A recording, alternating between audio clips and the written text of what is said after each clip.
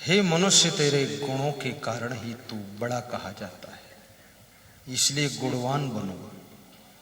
धनवान बनने से केवल सुविधा मिलेगी और गुणवान बनने से यश मिलेगा, कीर्ति मिलेगी। विवेकवान बनने से सुख मिलेगा और विचारवान बनने से दुख दूर होगा और वैराग्यवान होने से मोक्ष मिलेगा। चरित्रवान होने से सम्मान मिलेगा। और याद रखना, जो मनुष्य गुणवान नहीं है उसका संसार में महत्व खत्म हो जाता है। और आपके अंदर जितने अधिक गुण होंगे, शास्त्रों में लिखा है कि शिव जी के डमरू में 64 गुण थे। डमरू में शिव जी जो डमरू बजाते थे उसमें 64 गुण थे। अब बड़ी विचित्र बात है, आजकल आदमी में भी 64 गुण नहीं है, अवगुण बहुत है। अवगुण मुझ में 1000 हैं, तू सद्गुण की खान। शरण आए की लाज रखो हे सद्गुरु भगवान। प्रभु मेरे अवगुण चित न धरो। एक नदिया एक नार कहावे, मैलो नीर भरो। दोनों मिलकर एक वर्ण भयो, सुरसरी नाम परो। प्रभु मेरे अवगुण चित न धरो। अवगुणों को धोने का स्थान सत्संग है। सत्संग तुम्हारे अवगुणों को धोकर साफ करता है। और सत्संग में जब जाइए तो कृपया एक एक अवगुण भी गुरु जी के चरणों में भेंट चढ़ाइए। नशा की आदत को भेंट कर दीजिए। जितनी आप में गलत आदतें हैं उनको समर्पित करो, गुरु के चरणों में भेंट करो और अपने धर्म के लिए तत्पर रहो। मुखे मधुरता, और जिसकी वाणी में मधुरता है, जो मीठी वाणी भी बोलता है, वो राम का गुण है। दाने समुत्साहिता, जो उत्साह पूर्वक दान करता है। दाने समुत्साहिता, दान देने में जिसके हाथ आगे बढ़ते हैं। दान से मंदिर बनते हैं, दान से आश्रम बनते हैं, दान से धर्मशाला बनते हैं। मैंने उज्जैन में देखा, हर समाज के धर्मशाला बने हैं जिनमें उनके समाज के कोई लोग जाते हैं, उनको आश्रय मिल जाता है। इसलिए दान करना चाहिए। दान से प्रवचन समागम होते हैं, दान से सत्संग होता है। और मनुष्य के लिए दान का बड़ा महत्व है। कभी आवश्यकता पड़े तो रक्तदान भी कीजिए।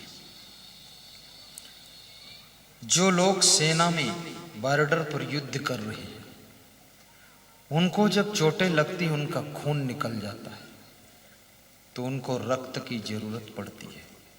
हो सकता है आपका रक्तदान उनको जीवन दान दे दे और वे तुम्हारी सुरक्षा के लिए देश की सीमा पर जान का खतरा लेकर के लड़ते रहेंगे। तुमको एक बोतल खून देना है, वे तो तुम्हारे लिए जान देने को तैयार हैं। इसलिए रक्तदान भी करना चाहिए। वस्त्रदान भी कीजिए। जिनके पास पहनने को वस्त्र नहीं है, उनको वस्त्र दान करो। अन्नदान भी करो। कुंभ मेला जैसे कार्यक्रमों में दिल खोलकर अन्नदान दीजिए। लाखों लोग वहां, करोड़ों तीर्थ यात्री आएंगे, तुम्हारा भी अन्न खाएंगे, उनकी आत्माएं दुआएं देंगी, तुम सुखी रहोगे। इसमें ऐसे कितने लोग बैठे हैं जो उज्जैन के कुंभ मेला के लिए हमारे कैंप में अन्नदान दिए थे, हाथ उठा दें। इनका अन्नदान गया था। इतने लोग हैं इधर भी, बहुत आशीर्वाद है। वहाँ 40,000 लोगों का डेली भंडारा चलता था, कोई कोई दिन 50,000 लोगों का। बहुत लोगों ने धन दान भी दिया था। बहुत कमरे बनाए गए थे मजबूत, हवा में उड़े ना। आंधी तूफान भी बहुत आया था, इंद्र देवता भी अपनी ताकत दिखा रहे थे। वर्षा, इंसान की सेवा से बड़ी और कोई भगवान की सेवा नहीं। भगवान तो किसी को मिलते नहीं है, इंसान के रूप में ही भगवान का रूप छिपा होता है। कभी कभी मंदिर बनाने के लिए, आश्रम बनाने के लिए, कोई परोपकार के लिए, समाज हित में स्कूल बनाने के लिए भूमि दान भी देना चाहिए। भूमि दान, सड़क बन रही हो तो 4 फुट जगह छोड़ दीजिए, झगड़ा ना कीजिए, वो तुम्हारे लिए ही सड़क बन रही है। थोड़ा 2 फुट भूमि दान कर दो। और आकाश में 4 मंजिल ऊंचा मकान उठा लो, नीचे 2 फुट छोड़ दो, ऊपर 50 फुट ऊंचे उठा लो। ऊपर हवा भी मिलेगी, देखने में भी सुंदर लगेगा। और कभी कभी चांस बने तो आप क्षमा दान भी करना। क्षमा दान, आपके परिवार में किसी से गलती हो जाए तो उसको माफ भी कर देना, क्षमा दान। और कभी किसी से बहुत बड़ी गलती हो तो उसे जीवन दान दे देना। आपके मन में भाव आ जाए मार डालूं इसको, फिर समझा देना, एक बार मौका दे देना उसको, जीवन दान। और वरदान भी देना, आपकी दुआओं में भी असर है, शुभ कामनाओं में भी प्रभाव है। वरदान दे दीजिए, श्राप बहुत कम दीजिए। श्राप देने थे तुम्हारी शक्तियां छीण होती है, वरदान देने से शक्तियां दुगना पावर बनाती है। और याद रखना, प्रेम दान तो सबको करो, सबसे प्रेम से व्यवहार कर लो। दाने समुत्साहिता, जो उत्साह पूर्वक दान करता है वह राम है, भगवान राम का गुण है। मित्रे अवंचकता, जो मित्र से कपट नहीं करता, छल नहीं करता है, निष्कपट व्यवहार करता है। और छल कपट चालाकी का फल अच्छा नहीं होता है। एक बूढ़ा आदमी ट्रेन में जा रहा था, उसके गले में माला थी, माला पहने था, जैसे हम लोग भी माला पहनते हैं, चंदन की माला, कोई तुलसी की माला पहनता है। जब गुरु दीक्षा ली जाती है तो गुरु माला देता है। इसमें कितने लोग हैं जिनके गले में माला है? हाथ उठाइए। हाँ, कितने लोग हैं जो गुरु बना चुके हैं? हाथ उठाओ। जो गुरु बना चुके, माला खो गई है, बस ठीक है। अलग अलग गुरुओं के नियम होते हैं। आज मुझे एक पुरुषोत्तम पटेल साले चौका की सलाह से, ये इनके पति पत्नी दोनों सलाह करके एक माला पहनने के लिए हमें चांदी की चेन दे गए हैं और बता गए हैं कि अपने गुरु का लॉकेट इसमें डालकर पहनना। बहुत अच्छी बात बताया है, ताकि ये धागा वागा टूट जाता है गुरुदेव तो मजबूत आपका काम रहे, आपके गले में भी माला रहे। आपने हमको पिन्हाया है तो आपकी फोटो का लॉकेट हम पहने हैं, आप अपने गुरु का लॉकेट चेन में, चांदी की चेन में पहन लेना।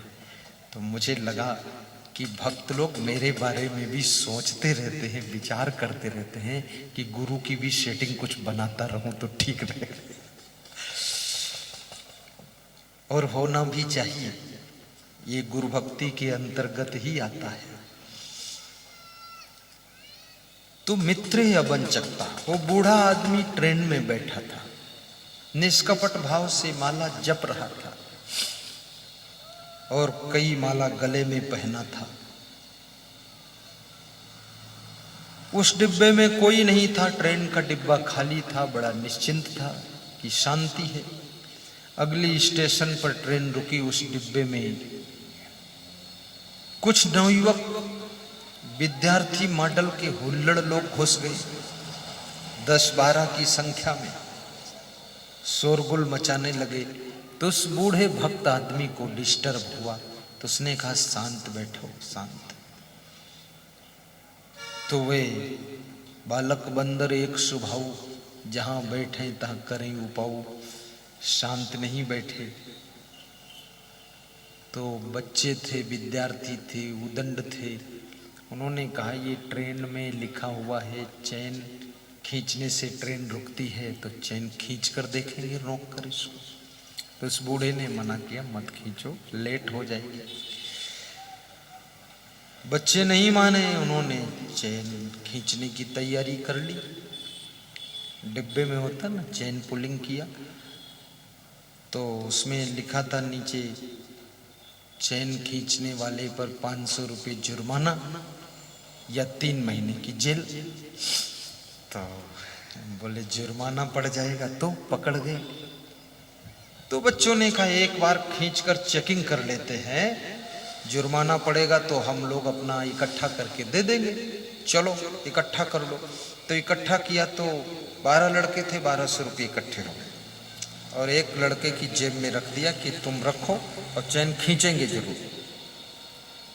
और चैन खींचा और ट्रेन रुकी और टीटीई आया। उसने कहा किसने खींचा चैन, क्यों खींचा? तो वे लड़के लोग बुद्धिमान थे, उन्होंने सोचा यार सबसे बढ़िया चांस है, इस बूढ़े आदमी को बोल दिया जाए इसने खींचा है। तो उसको बोल दिया कि सर हमने नहीं खींचा, ये बूढ़ा आदमी इसने खींचा, इसको कोई जरूरत होगी, इसके खींचने से रुकी है, आप उससे बात कर लो।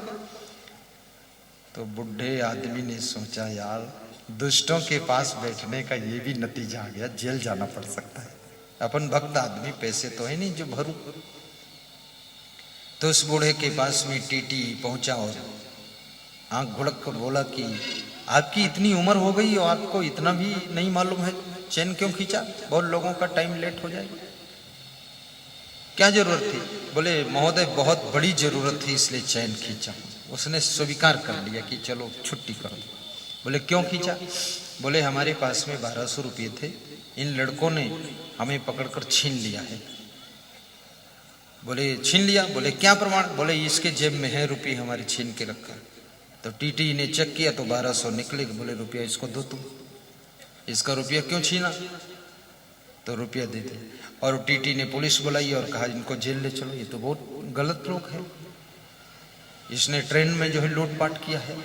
तो वो जब जेल पुलिस खींच कर ले जाने लगी तो फिर उस बूढ़े आदमी ने अपनी पकी दाढ़ी पर हाथ घुमाया और कहा ये बाल धूप में नहीं पके हैं, तुमसे ज्यादा खिलाड़ी हूं, जाओ अंदर अब।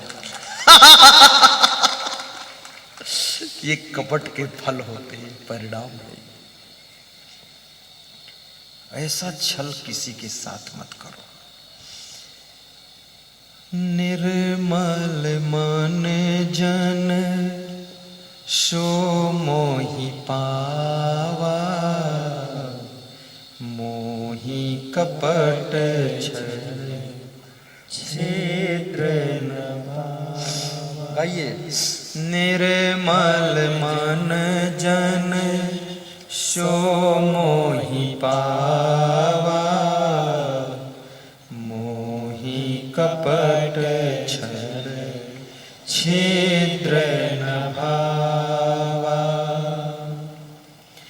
तो जिनका मन निर्छल है, जिनके कपट नहीं है, वो राम का रूप है, मित्र अवंचकता, गुरु विनीयता, और जो अपने बड़ों से विनम्रता रखते हैं, अकड़ते नहीं हैं, अपने से बड़ों के पैर भी छू लेते हैं, नमस्कार करते हैं। चित्त गंभीरता, और जिनका चित्त गंभीर है, चंचल नहीं, चित्त एकाग्र रहता है। चित्त को एकाग्र करना बहुत बड़ी तपस्या है, और जिसका चित्त बस में है वह व्यक्ति कभी भी जीवन में अशांत नहीं होता है। इसलिए चित्त को वश में रखिए। चित्त गंभीरता, आचार्य सुचिता, हे राम तुम्हारा आचरण बहुत पवित्र है, आचार विचार इतने शुद्ध हैं आपके, इसलिए तुम भगवान कहे जाते हो। आचार्य सुचिता, आचार विचार शुद्ध होने का मतलब क्या है? भोजन भी कीजिए तो हाथ धोकर कीजिए,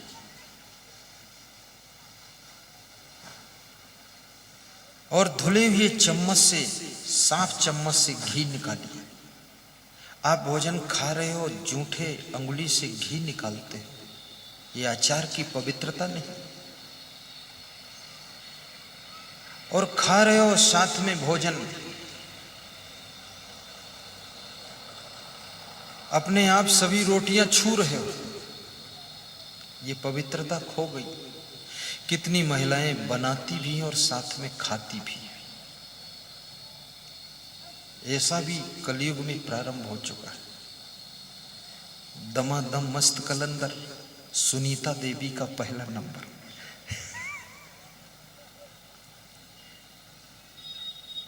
बनाना साथ में मत खाना, खाना हो, चेक करना हो, चेकिंग की जाती है। अलग कटोरी में ले करके, अलग बैठ करके टेस्ट चेक करिए, उसके बाद हाथ धोकर कुल्ला करके फिर बनाना शुरू करिए। बनाना और खाना साथ में नहीं। जिसके घर में झाड़ू बुहारू सफाई से लगता नहीं है, वो आचार विचार शुद्ध नहीं।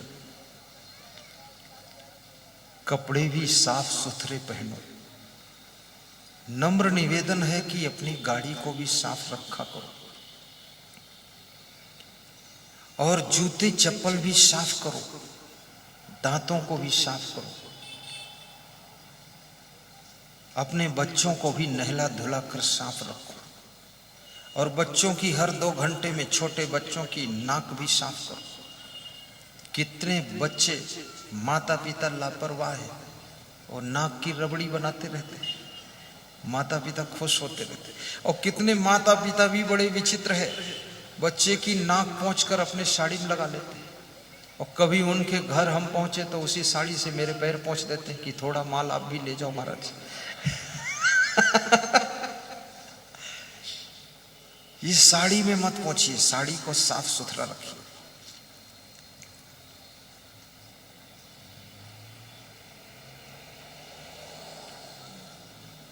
खान पान भी शुद्ध हो। मांस, मछली, अंडा, मुर्गा, कुकरी, बकरी, कुतिया, ये सब मत खाइए।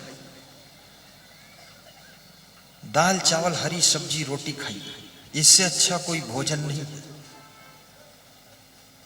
और सब्जी को ठीक से अमनिया कीजिए। पत्ता गोभी के अंदर भी कीड़े बैठते हैं, उसको खोल के देखिए। भिंडी के अंदर कीड़ा, आलू के अंदर कीड़ा, टमाटर के अंदर कीड़ा रहता है, काजू के अंदर कीड़ा रहता है। ये कीड़े बड़े मजेदार अंदर ही पैदा होते हैं, अंदर अंदर खाते खाते ऊपर छेद करते हैं, फिर ऑक्सीजन लेते रहते हैं, अंदर बैठे रहते हैं। जल्दबाजी में तुम सब्जी बनाओगे तो बहुत सारे कीड़े कट जाएंगे, पक जाएंगे। दाल को भी साफ कीजिए, देखिए उसमें गिट्टी मिट्टी कीड़े तो नहीं है। गेहूं भी साफ करिए, साफ करके पिसाइए, और गेहूं को सुरक्षित रखिए। सर नमी जगह में मत रखिए, अन्यथा उसमें कीड़े पैदा होंगे, घुन पैदा होंगे, अंदर होता छोटा कीड़ा। सिर के बालों को साफ रखिए, उसमें जुएं पैदा होते हैं। और सिर में काटते हैं तो एक महिला दूसरी महिला के सिर के बालों के भीतर के जुए ढूंढ ढूंढ करके अपने अंगूठे के नाखून पर रख रख कर मारती है। इधर भी ऐसा करते हैं। हाँ, ये सब जगह व्यथा है। उससे पाप लगता, जीव पर दया कैसे होगी? उसको संभालो। साहिब बंदगी बोलो, जय सिया राम बोलो। जय सिया राम। बहुत बहुत धन्यवाद है।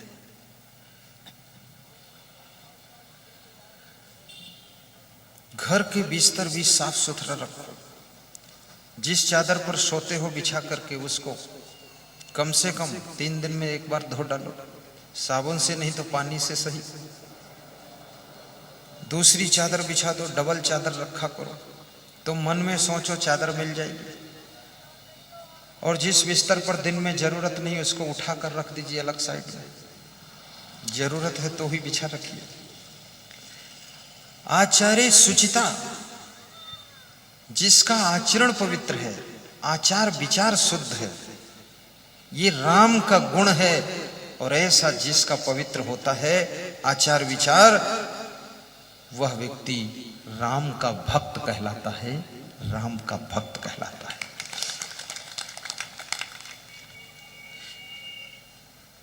गुणे रसिकता, नए नए गुणों को, नई नई कलाओं को सीखने में रुचि होना चाहिए। ऐसा गुण हो आपके अंदर कि नया सीखूं, अच्छा सीखूं, सीखने की भी इच्छा रखो। गुणे रसिकता। शास्त्रेश विज्ञात्रता, और शास्त्रों का अध्ययन करने का, ज्ञान प्राप्त करने का भी अपना भाव होना चाहिए। हमारे देश में स्वाध्याय धीरे धीरे समाप्त होता जा रहा है। यदि आप रामायण पढ़ोगे तो आपके परिवार में बहुत शांति आएगी। यदि आप कबीर के दोहे पढ़ोगे तो आपका मन कंट्रोल रहेगा।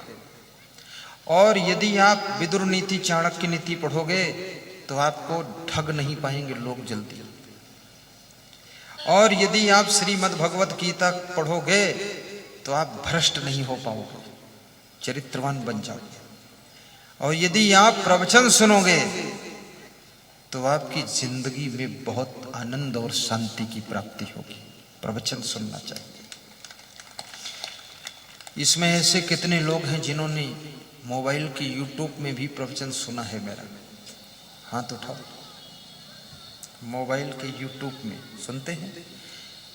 अब सुनते हो तो एक चीज और बता देता हूं, उसे सब्सक्राइब भी कीजिए। स्वाध्याय करो। रामायण की 5 चौपाई रोज पढ़ो, कबीर के दोहे 5 पढ़ो, श्रीमद् भगवत गीता के 5 श्लोकों के अर्थ पढ़ लो। श्लोक पढ़ नहीं पाते हो, कितने लोगों को संस्कृत पढ़ना नहीं आता, तो उसका अर्थ पढ़ लो। और गीता को पढ़ोगे तो वहां एक बात तुम बहुत पाओगे, उसमें बार बार क्रोध के बारे में बताया गया है। गीता में क्रोध के बारे में बहुत बताया गया है। मैं सोचता था ये क्रोध पर इतना क्यों कहा गया है, तो मेरे मन में विचार आया कि क्रोध बहुत खतरनाक चीज है, इसलिए क्रोध को कंट्रोल करने के लिए कहा गया।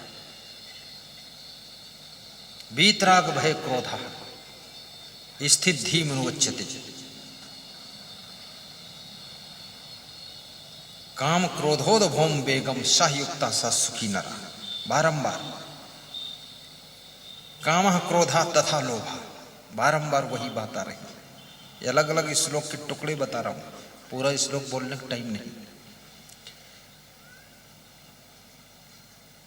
क्रोधा पारुष्य में वचा, क्रोध करने वाले को कृष्ण ने राक्षस कहा है कि क्रोध तुमको राक्षस बनाता है।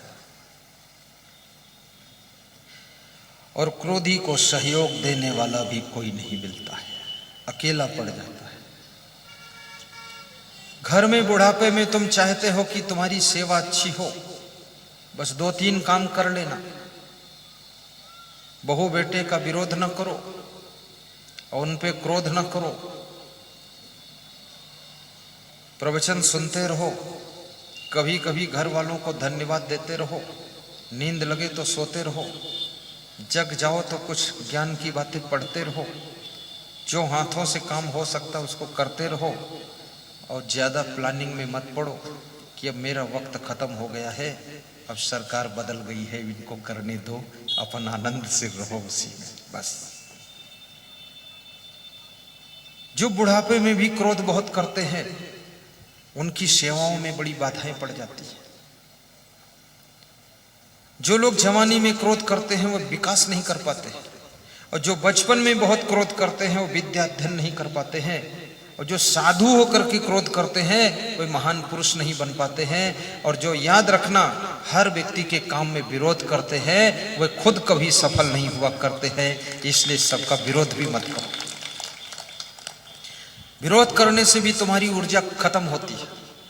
और धनवान की जो निंदा करते रहते हैं वो हमेशा धनहीन रहा करते हैं, और ज्ञानी की जो निंदा करते हैं वे मूर्ख बने रहते हैं। और याद रखना जो चरित्रवान की निंदा करते हैं वे अपना चरित्र खोकर बैठ जाते हैं, और जो लोग सफाई शुद्धता का विरोध करते हैं वे गंदगी के नरक में पड़े पड़े जिंदगी बिता देते हैं। इसलिए धनवान की निंदा मत करो, धनवान से धनवान होने की कलाएं सीख लो। ज्ञानी की निंदा मत करो, ज्ञान सुन सुन करके ज्ञानी बन जाइए। और महान पुरुषों की निंदा मत करो, उनकी महानता को अपने भीतर उतार कर खुद महान बन जाइए।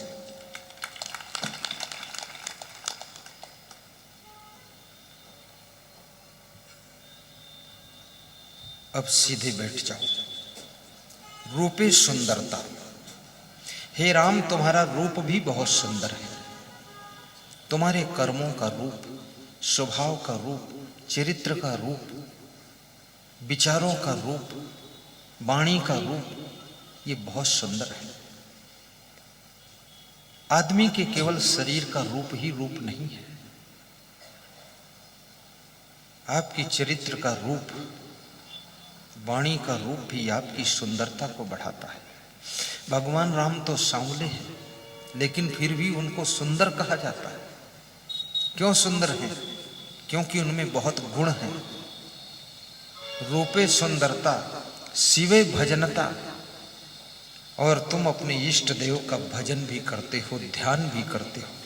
तो मस्त वही राघवा, हे राघव, हे राम, तुम्हारे में ये सब लक्षण हैं, इसलिए तुम राम भगवान बने हो। और ये लक्षण जिसमें आ जाते हैं वो राम का रूप बन जाता है और उसका घर स्वर्ग बन जाता है। ये लक्षण अपने अंदर उतारो। आप सभी का जीवन मंगलमय हो। मंगल भवन अमंगल हारी, ये चौपाई आपके घर में चरितार्थ हो, आपके घर का अमंगल दूर हो। सच्चे साधु का दर्शन आपको हो, गुरु की भक्ति आपके अंदर विकसित होती रहे, सेवा का मन सदैव बना रहे, परोपकार आपके हाथों से होता रहे, आपके घर की बेटियां, आपके घर के बेटे महान कार्य करके घर की उन्नति में संलग्न रहे, आपके घर की बहुएं देवी की तरह घर की शोभा बढ़ाएं, ऐसी मैं शुभकामना करता हूँ। और आपके घर में भक्ति का प्रभाव हमेशा रहे, धर्म की राह पर तुम चलते रहो, कभी आपका मन दुखी न होने पाए, ऐसी सहने की शक्ति पैदा हो। अपने घर के बड़े बुजुर्गों को धन्यवाद आप देते रहे, और अपने घर के बच्चों को, छोटों को आशीर्वाद आप देते रहे। ऐसी आपके अंदर दिल में भावना पैदा हो।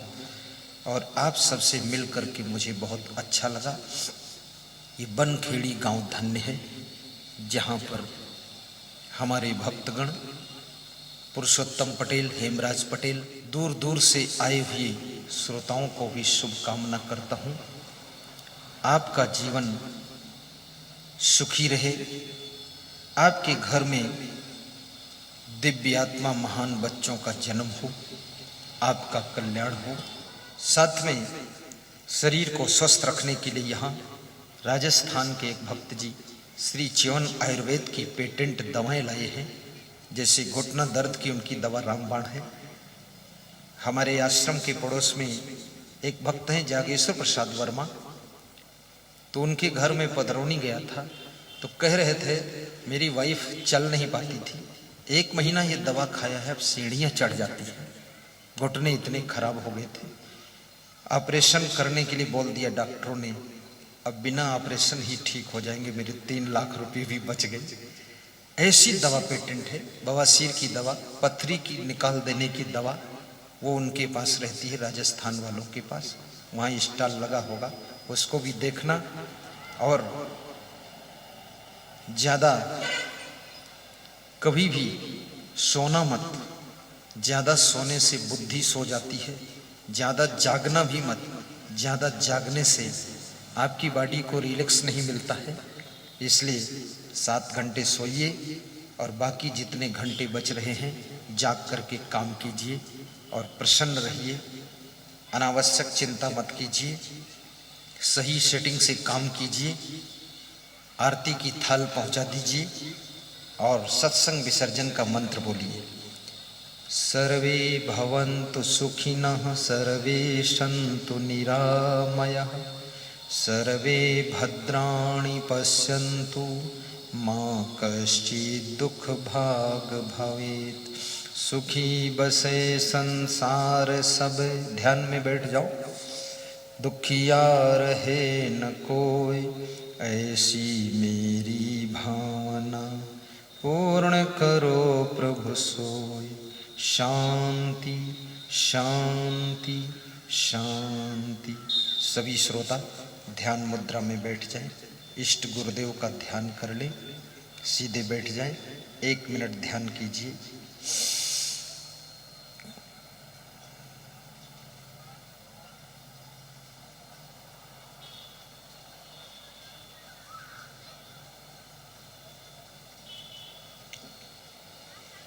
दोनों हाथ स्पर्श करके कोमल अंगुलियां मुखमंडल